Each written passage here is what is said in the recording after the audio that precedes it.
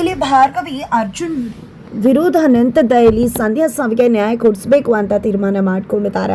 ಈ ಕಡೆ GP ಕೂಡ ವಿಕ್ಕಿನ ಹೇಗಾದ್ರೂ ಮಾಡಿ ಹೊರಗಡೆ ತರಲೇಬೇಕು ಅಂತ ಡಿಸೈಡ್ ಮಾಡ್ಕೊಂಡಿದ್ದಾರೆ. ಇದರ ನಡುವೆ ವಿಕ್ಕಿ ಆ ಒಂದು ವಿಡಿಯೋ ಔಟ್ ಆಗಿದೆ. ಆ ಒಂದು ವಿಡಿಯೋ ಮುಖಾಂತರನೇ ವಿಕ್ಕಿನ ಹೊರಗಡೆ ತರ್ತೀನಿ ಅಂತ GP ಅನ್ಕೊಂಡಿದ್ದಾರೆ. ಇತ್ತ ಕಡೆ ರೀತು ಅರ್ಜುನ್ಗೆ ಮೋಸ ಮಾಡಿದನ್ನ ಕೂಡ ಬಟ್ಟಾ ಬಯಲ್ ಮಾಡಬೇಕು ಅಂತ ಭಾರ್ಗವಿ ಡಿಸೈಡ್ ಮಾಡ್ಕೊಂಡಿದ್ದಾಳೆ. ಇಡೀ ಮನೆ ಶಕುಂತಲಾ ಅವ್ರನ್ನ ಬಿಟ್ಟು ಭಾರ್ಗವಿ ವಿರುದ್ಧವಾಗಿ ನಿಂತದ. ಇಷ್ಟು ದಿನ ಸಂಧ್ಯಾ ಸಾವಿಗೆ ನ್ಯಾಯ ಸಿಗ್ಲೇಬೇಕು ಅಂತ ಹೇಳಿ ಅರ್ಜುನ್ ಭಾರ್ಗವಿ ಜೊತೆ ನಿಂತಿದ್ರು. ಆದ್ರೆ ಯಾವ ಒಂದು ಕ್ಷಣ ಇಲ್ಲಿ ವಿಕ್ಕಿ ರೀತು ಮದುವೆ ಆಯ್ತು, ರೀತು ವಿಕ್ಕಿ ಮಗುವಿಗೆ ತಾಯಿ ಆಗ್ತಿದ್ದಾಳೆ ಅನ್ನೋ ವಿಷಯ ಗೊತ್ತಾಯ್ತು. ಇಲ್ಲಿ ಅರ್ಜುನ್ ಭಾರ್ಗವಿಯ ವಿರುದ್ಧವಾಗಿ ನಿಂತ್ಕೋತಾರೆ. ಸತ್ತಿರೋ ಸಂಧ್ಯಾಗೋಸ್ಕರ ತನ್ನ ಸ್ವಂತ ತಂಗಿಯ ಬದುಕನ್ನ ಹಾಳು ಮಾಡೋದಕ್ಕೆ ಸಾಧ್ಯ ಇಲ್ಲ ಅಂತ ಹೇಳ್ತಾರೆ. ಆದ್ರೆ ಇಲ್ಲಿ ಭಾರ್ಗವಿ ಮಾತ್ರ ಯಾವುದೇ ಕಾರಣಕ್ಕೂ ಕಷ್ಟ ಬಂತು, ಸಂಬಂಧ ಬೆಳೀತು ಅನ್ನೋ ಕಾರಣಕ್ಕೆ ಸತ್ಯವನ್ನ ಬಿಡೋಕ್ಕಾಗೋದಿಲ್ಲ ಅಂತ ಗಂಡನ ವಿರುದ್ಧನೇ ಸಿಡಿದದ್ದು ನಿಂತ್ಕೋತಾರೆ.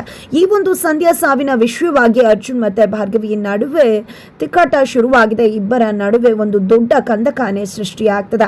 ಅತ್ತ ಕಡೆ ವಿಕ್ಕಿ ಮಾತ್ರ ಸಂಧ್ಯಾನ ಸಾಯಿಸೇ ಇಲ್ಲ ಅಂತ ಹೇಳ್ತಿದ್ದಾರೆ. ಆದ್ರೆ ಅತ್ತ ಕಡೆ ಅನಾಮಿಕಾ ಲೇಡಿ ವಿಕ್ಕಿ ಅಪರಾಧಿ, ಅವನೇ ಎಲ್ಲವನ್ನ ಕೂಡ ಮಾಡಿದ್ದು ಅಂತ ಭಾರ್ಗವಿಗೆ ಸಾಕ್ಷಿಯನ್ನ ಒದಗಿಸಿದ್ದಾರೆ. ಹಾಗಿದ್ರೆ ಆ ಅನಾಮಿಕಾ ಲೇಡಿ ಯಾರು? ಇತ್ತ ಕಡೆ ವಿಕ್ಕಿ ನಾನು ಮಾಡಿಲ್ಲ ಅಂತಾನೆ ಹೇಳ್ತಿರೋ ಮಾತು ನಿಜಾನ ಸುಳ್ಳ? ಹಾಗಿದ್ರೆ ಅನಾಮಿಕಾ ಲೇಡಿಯ ಬಳಿ ಸಂಧ್ಯಾ ಫೋನ್ ಹೋಗಿದ್ದಾಗ ಎಲ್ಲ ಒಂದು ಕಡೆಗಳಲ್ಲೂ ಕೂಡ ಕಾಣಿಸ್ಕೋತಿರೋ ಆ ಮುಸ್ಕುದಾರಿ ಹುಡುಗಿ ಯಾರು? ಹಾಗಿದ್ರೆ ಅದನ್ನ ಎಲ್ಲವನ್ನ ಕೂಡ ನೋಡ್ತಾ ಇದ್ರೆ ಅದು ಸಂಧ್ಯಾ ಅಂತಾನೆ ಅನ್ನಿಸ್ತದ. ಹಾಗಿದ್ರೆ ಅನಾಮಿಕಾ ಲೇಡಿನೇ ಮುಸ್ಕುದಾರಿಯಾಗಿ ಎಲ್ಲರೂ ಮುಂದೆ ಕಾಣಿಸ್ಕೊಂಡು ಇಲ್ಲಿ ಬುದ್ಧಿ ಕಲಿಸ್ಬೇಕು ಅಂತ ಡಿಸೈಡ್ ಮಾಡಿಕೊಂಡು ಭಾರ್ಗವಿ ಹಿಂದೆ ನಿಂತ್ಕೊಂಡು ಎಲ್ಲವನ್ನ ಕೂಡ ಮಾಡ್ತಿದಾರ. ಹಾಗಿದ್ರೆ ಇಲ್ಲಿ ಸಂಧ್ಯಾ ಸತ್ತೇ ಇಲ್ವಾ? ಸಂಧ್ಯಾ ಬದುಕಿದ್ ಹೇಗೆ? ಈ ಕಡೆ ಕೋರ್ಟ್ಗೆ ಎಂಟ್ರಿ ಕೊಡ್ತಿದ್ದಾರೆ ಮಾವ ಸೊಸೆ ಇಬ್ರು ಕೂಡ.